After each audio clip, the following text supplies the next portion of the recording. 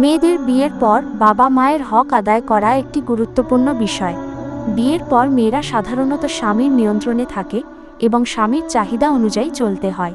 তাই চাইলেও সবসময় বাবা মায়ের খেদমত করা সম্ভব হয় না, অথচ বাবা মায়ের হক মৃত্যু পর্যন্ত আদায় করতে হয়। এর উত্তর হল, প্রথমত, মেয়েদের উচিত বিয়ের আগের সময়টাকে গুরুত্বপূর্ণ মনে করা, কারণ বিয়ের পর মা বাবার সব রকমের খেদমত করার সক্ষমতা নাও থাকতে পারে। বিয়ের পর মেয়েরা মা বাবার খেদমত করবে, খোঁজ খবর নেবে, তাদের সেবা শুশ্রূষা করবে, অর্থনৈতিক সহায়তা করবে, তাদের সাথে সদাচরণ করবে, তাদের কষ্ট না হয় সেদিকে খেয়াল করবে এবং তাদের সব নির্দেশ সাধ্যমতো মানবে। আল্লাহ মানুষকে তার সাধ্যের বাইরে নির্দেশ দেননি। মেয়ে যেহেতু একজনের অধীনস্থ, আল্লাহই তাকে অধীনস্থ করেছেন।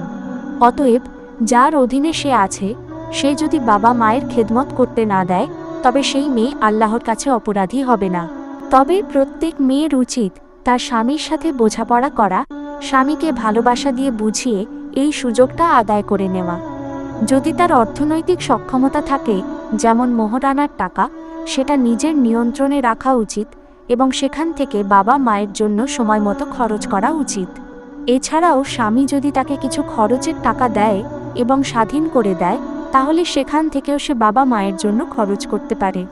স্বামী নিজে যদি দান দক্ষিণা বা খরচ করতে সক্ষম হয়, তাহলে স্বামীকে অনুরোধ করে বা ভালোবাসা দিয়ে তার কাছ থেকে বাবা মায়ের জন্য কিছু টাকা আদায় করে নেওয়া যেতে পারে। এই কাজগুলো মেয়েরা করতে পারে। দ্বিতীয়ত, মা বাবা অসুস্থ হলে যদি ভাই ভাবিরা বা অন্য কেউ দেখার মতো না থাকে, তাহলে স্বামীকে যেভাবেই হোক সন্তুষ্ট করে বা স্বামীর কাছ থেকে অনুমতি নিয়ে বাবা মায়ের খেদমত করতে পারেন। আরেকটি বিষয় হলো, অনেক মেয়ে স্বামী স্ত্রীর মধ্যে কোনো সমস্যা হলে বাবা মায়ের কাছে অভিযোগ করতে শুরু করে, যা বাবা মায়ের জন্য কষ্টের কারণ হয়। তাই মেয়েদের বিয়ের পর উচিত স্বামীর সাথে যতই সমস্যা হোক বা শ্বশুরবাড়ির লোকেরা যতই কষ্ট দিক, যদি বাবা মাকে বললে সমস্যার সমাধান হবে মনে হয়, তবেই বলা।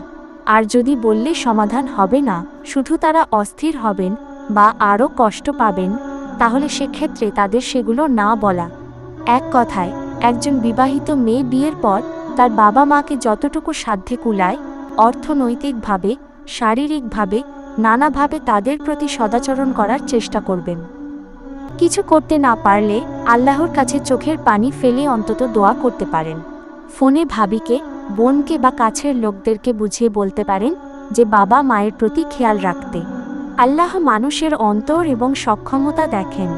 মেয়েদের উচিত উভয় দিক রক্ষা করার চেষ্টা করা, সেটা বাবা মাকে বুঝিয়ে হোক বা নিজের উদ্যোগে হোক।